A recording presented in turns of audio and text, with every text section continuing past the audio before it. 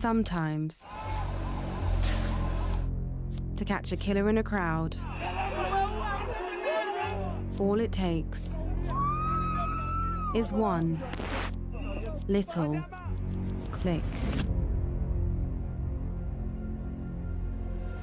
In June last year, blood was spilt on the grounds of Kenya's parliament. The month before, the government, led by its president, William Ruto, proposed its annual budget, the 2024 finance bill. If we are a serious state, we must be able to enhance our taxes. By raising taxes, it promised to address the country's growing debt problem. I vote yes. But many young Kenyans, nicknamed Gen Zs, didn't see it that way. Our members of parliament, the president, they are not listening to us at all. People just had enough of everything. That is where it all began. On June 25th, everything changed. More than 100,000 Kenyans hit the streets of Nairobi. Their aim? Occupy the parliament. They were going there as owners of the house. It's a people's assembly, belongs to the people. At first, security forces held them back with tear gas and truncheons. But as the day went on, tactics changed. Every single time we went to the streets, we even had our hands up saying, "We are peaceful, we are peaceful." But they still gun people down.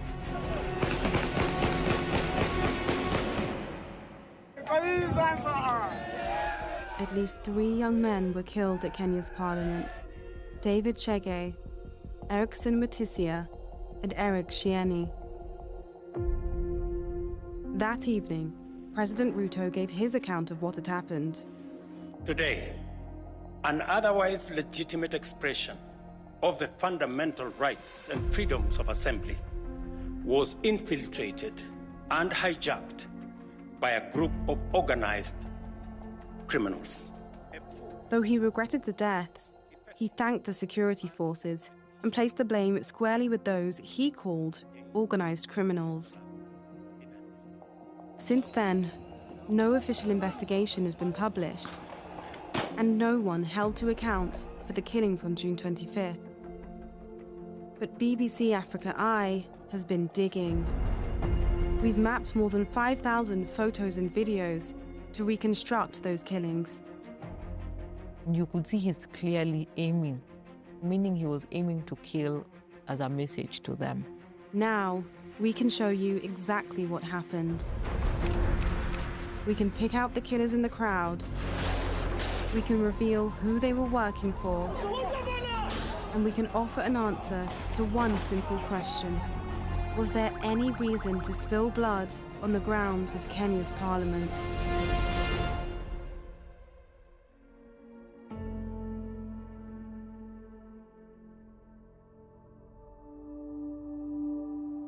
When I came into office, I told everybody, tighten up your belts. I am not going to preside over a bankrupt country. I am not going to preside over a country that is in debt distress. In 2024, the government produces another finance bill. Taxing basic commodities, so people couldn't afford them anymore. Over the past decade, our tax revenue as a share of GDP has remained stagnant. This stagnation is a cause for concern.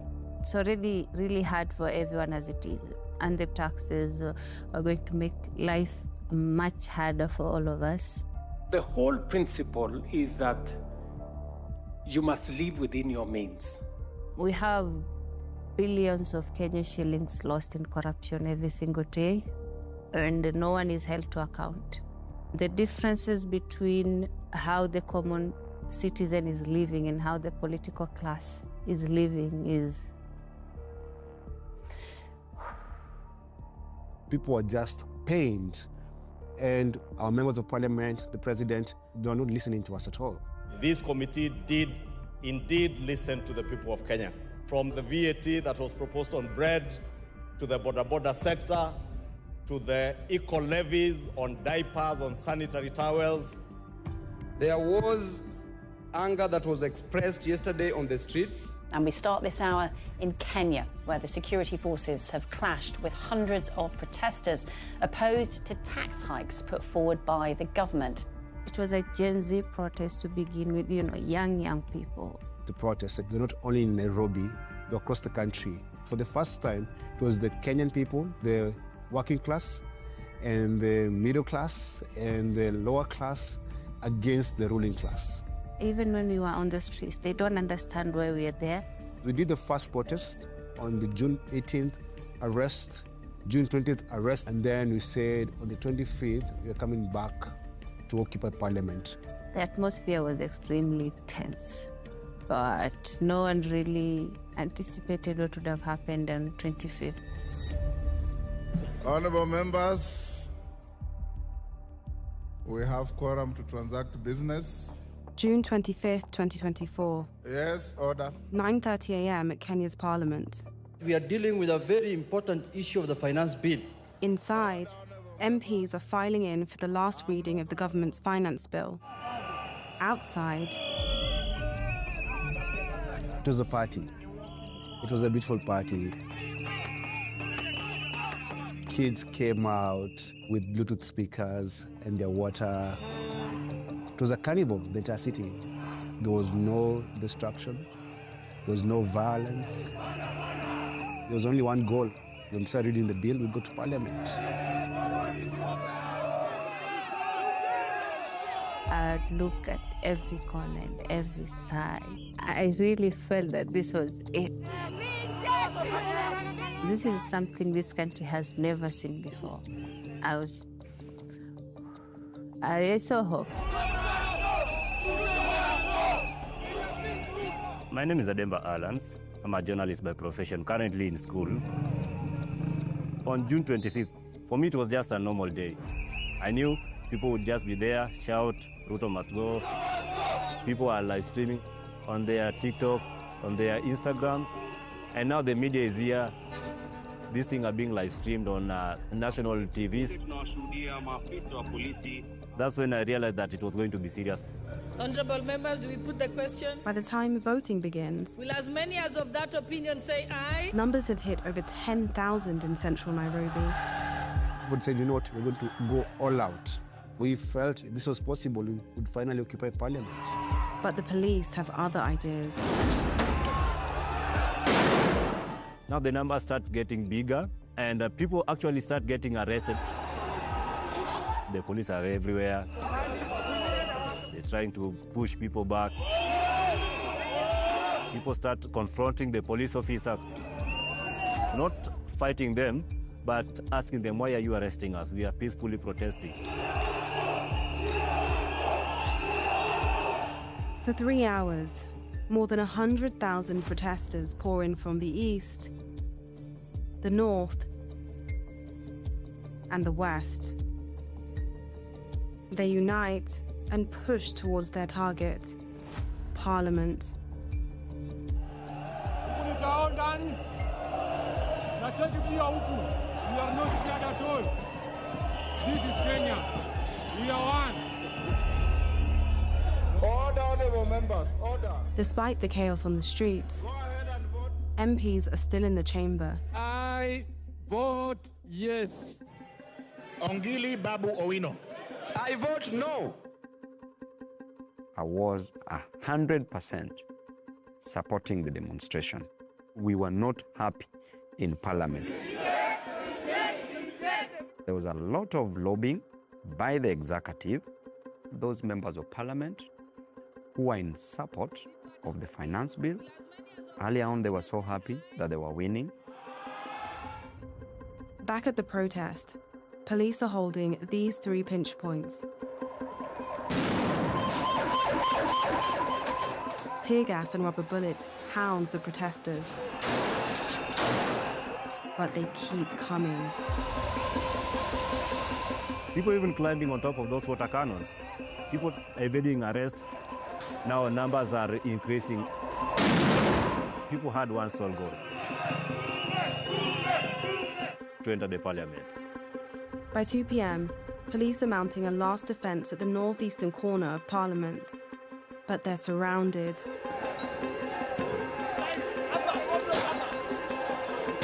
Inside the chamber, Honorable members, something big is about to happen.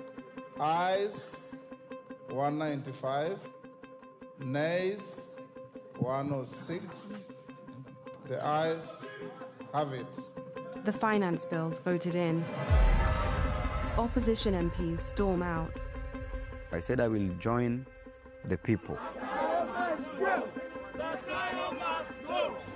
Word instantly reaches the protesters. After some of us getting arrested and being beaten up, they still pass it to be an actual bill. Now, this is when everybody is saying that whatever happens, we are going to enter the parliament and show the MPs that we believed in what we were fighting for.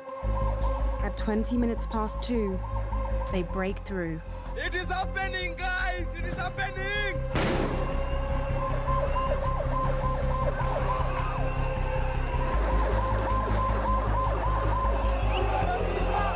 They've reached Parliament. Watu wamemanage kuingia Parliament.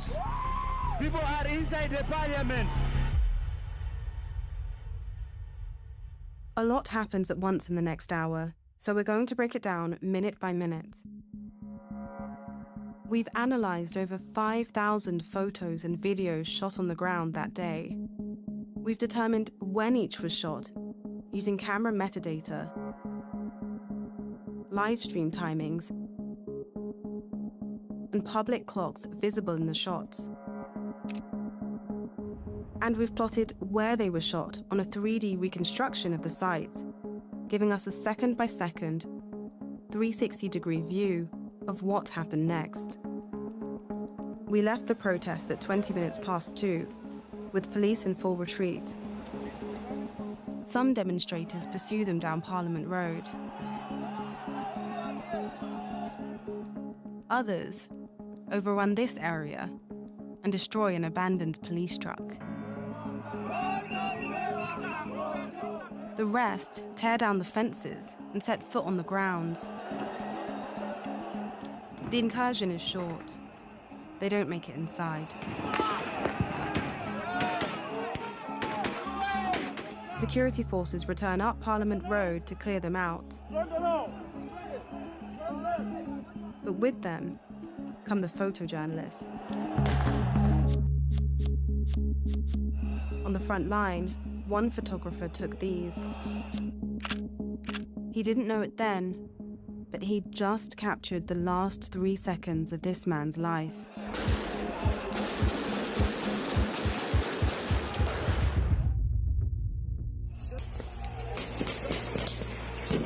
Seven men are hit. The people now saying, they've shot people, they've shot people. Edemba tries to reach them. Now you're just there, you're also crying, you are terrified. Maybe I'm the next person who is going to get shot, but you have to help these people.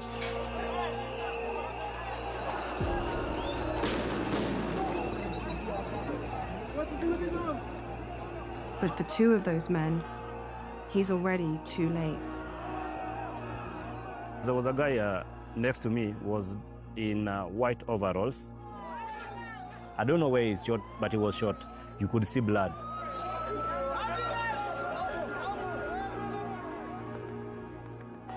We saw this young man in the street a few moments ago. His name is Erickson Mutisia. He was wearing white overalls from his work as a butcher. He was 25 years old. I saw Erickson Mutisia a few minutes before he died. He died on the spot right next to me. What did he do wrong? Did he pose any threat? Why is he dead?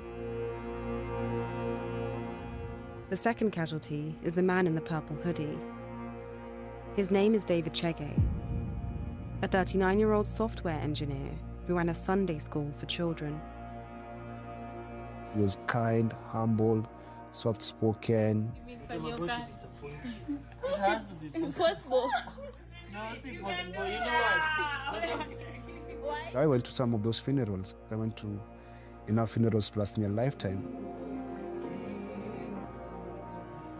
The kids who buried him were his Sunday school students. And everyone had dispersed. I found the mother standing alone at the grave. Mom, I'm so sorry for your loss. What would you like to tell the country? Yeah, I have no words.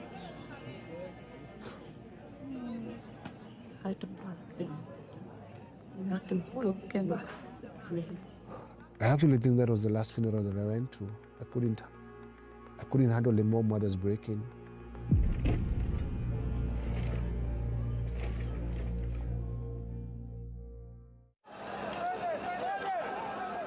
To find David and Ericsson's shooter, we need to find the moment he pulled the trigger. Police advance up Parliament Road, then this happens.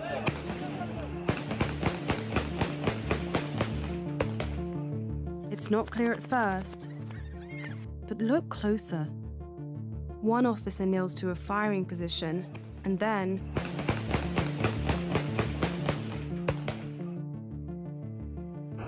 this protester goes down, as does a figure dressed in white, Ericsson. To see David, we need to change our angle. If these shots hit him too, that officer's 50 meters from the pair as he takes them. And it just so happens one journalist was filming in the right place at the right time.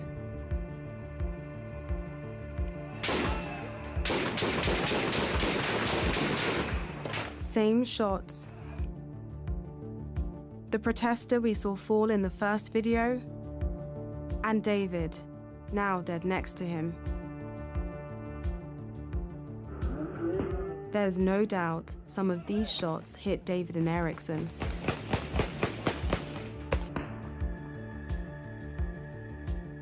Meaning this man is the one who fired them. But how do you track a man with just a photo of his back? Look at the uniforms. Different weapons. Different body armor. Riot shields. Headgear. And in his case, an upturned neck guard. His features single him out in a video shot a minute later. A perfect match.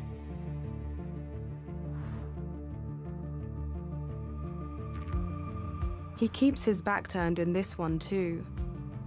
All except for one little click.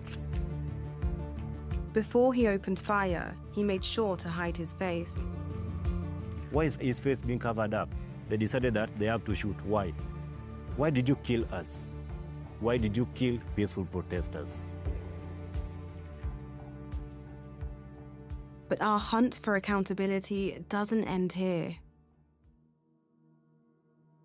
I just saw the video of moments before David Chege and Ericsson were shot dead.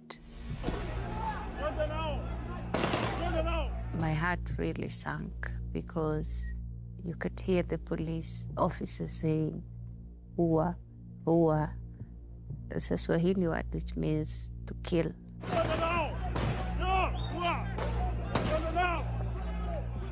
Why would a police officer who is mandated to protect us be that brutal and cruel for nothing? After months of digging, BBC Africa Eye can identify this police officer. His name is John Kaboi. Multiple sources told us he's a plainclothes officer based at the Central Nairobi police station. Even after the fatal shots, he could still be heard urging his colleagues forward to kill. This is the man who fired those shots into a crowd 50 meters from him. And this is the officer who urged him to do it. Both David and Eriksson were in that crowd. Neither of them were armed, and neither of them were organized criminals who'd hijacked the protest. This is what the state is, killing its brave, harmless youths, demanding for a better country. Eriksson's friends carry his body to the southern gate of Parliament.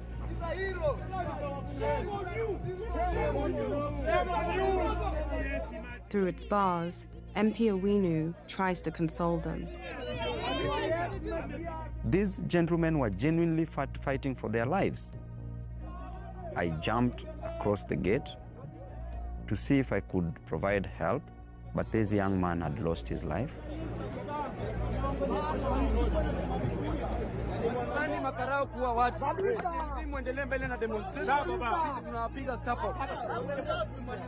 From that moment, the Gen Zs were very close to Parliament. The only thing that they could fear was fear itself, and they said that enough is enough.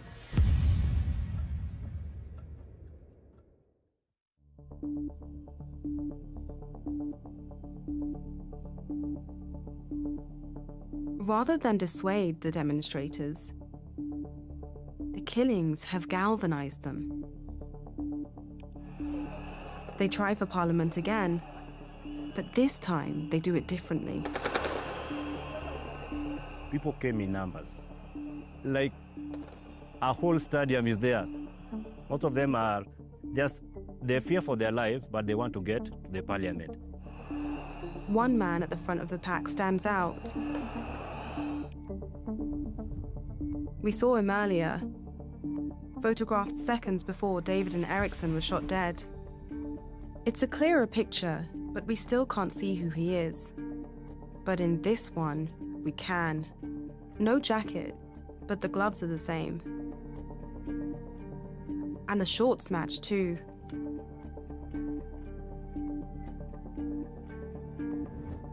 His name is Eric Shieni. On a normal day, he'd be studying at university. But today, he's on the front line. They were not running. They move, walking, then they squat down. The guards were overwhelmed. There's nothing that they could do. Despite the warning shots, Eric stays with them as they make their final push.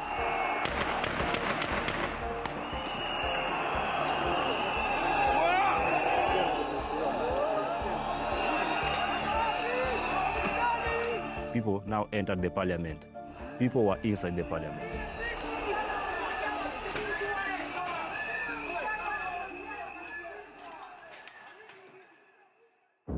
Once inside, momentum turns to mayhem. The damage is in the millions. Even the chamber is breached. Mr. Speaker, sir, I'm here to address you. You must go. Ruto must go. The last MPs who were just in that chamber evacuate. Those MPs were so scared.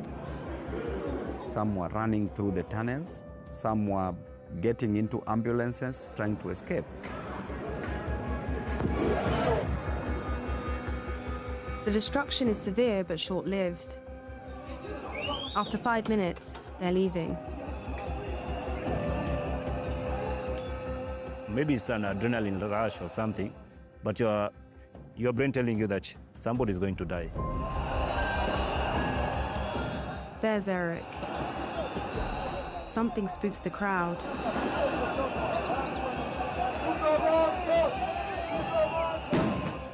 He's caught in the stampede, and we lose him. Ademba's right. Somebody's going to die.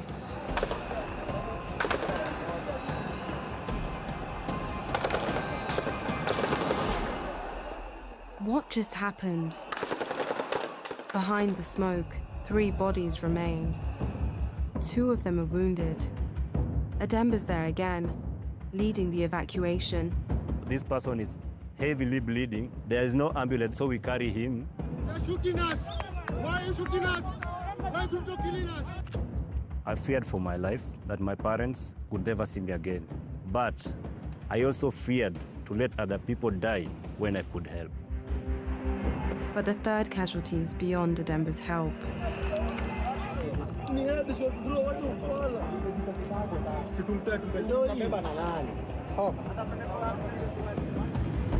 A bullet's torn through the cap and its owner, Eric.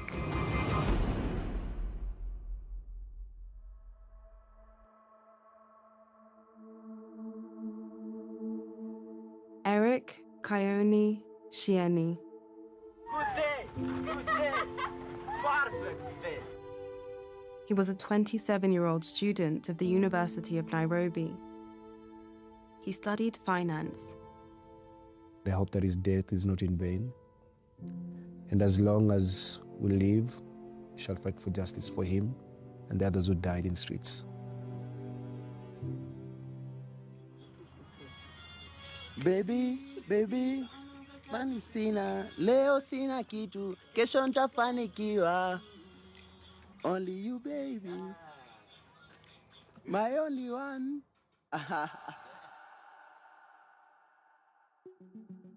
Everything we've seen up till now leads us to one question. Who killed Eric Shieni?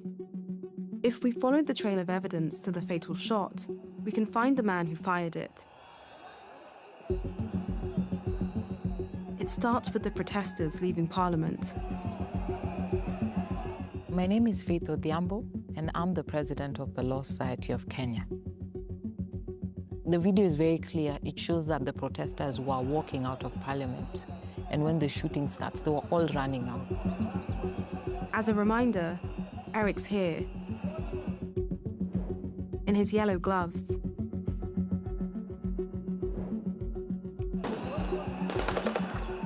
We lose him for a moment,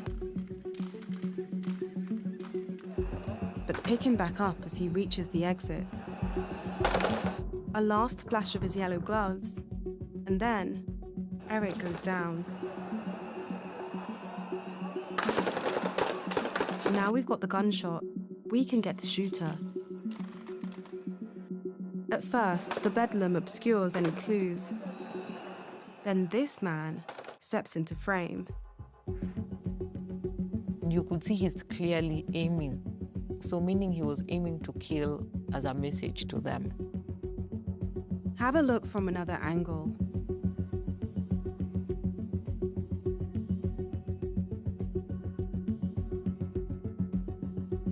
He's just 25 meters from Eric. And there's no question where his rifle's pointing. The aim was to kill those protesters. Eric was just the unfortunate one.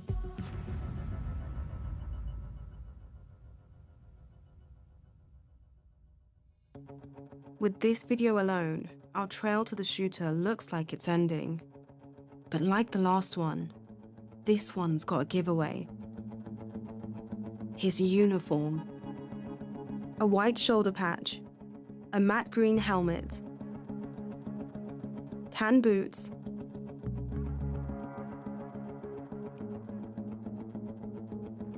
and a solid stock rifle. Perhaps that's enough.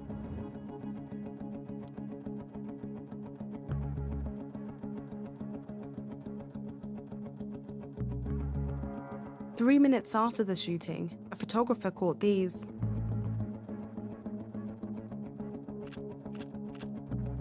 At first, the uniforms all seem the same, but there's actually subtle differences. Wrong headgear, no shoulder patch, different rifle stock. But what about him? Same helmet, same boots, and a solid stock rifle. And the shoulder patch? Were he the shooter, it'd be on his other shoulder, which he shows in this video shot seconds later.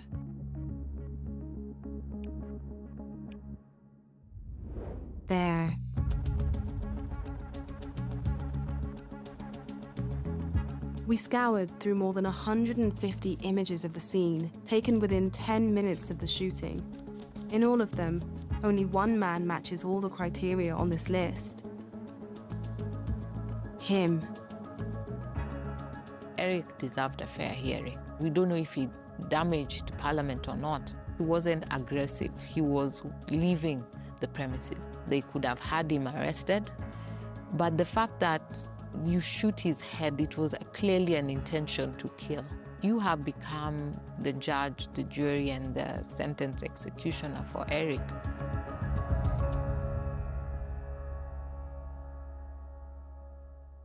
Our suspect wasn't there by mistake. He was working for someone. So the last question is, who? The answer lies in these. Taken 7 minutes after the killing. The squad's moved, but our suspect's still with them. There he is, and there's his badge. But is it white? Boost the natural color. Black, red, and green too. Only one part of Kenya's security forces officially wears this when deployed domestically: the army. We consulted several senior officers in Kenya's defense forces, the KDF. All confirmed this man's uniform is that of the Kenyan army, a force well regarded by the public, not known for turning its guns on civilians. No single piece of evidence pinpoints Eric's killer, but connected, the trail of images we followed lay out a grim case. This man's features match those of the shooter. His uniform shows he's a soldier, and he was aiming at Eric as gunshots rang out. All our evidence points to one conclusion. This soldier killed Eric Shieni as he was running away. That is unlawful. It is unnecessary use of force. Eric deserved a fair hearing. He did not deserve the death penalty.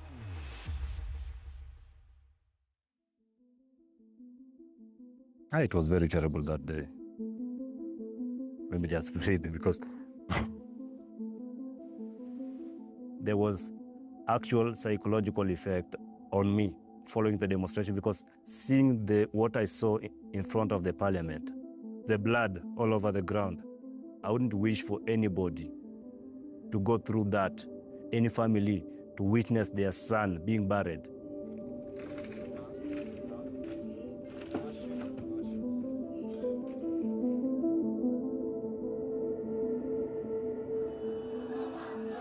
More than 2/3 of Kenya's counties held demonstrations on June 25th.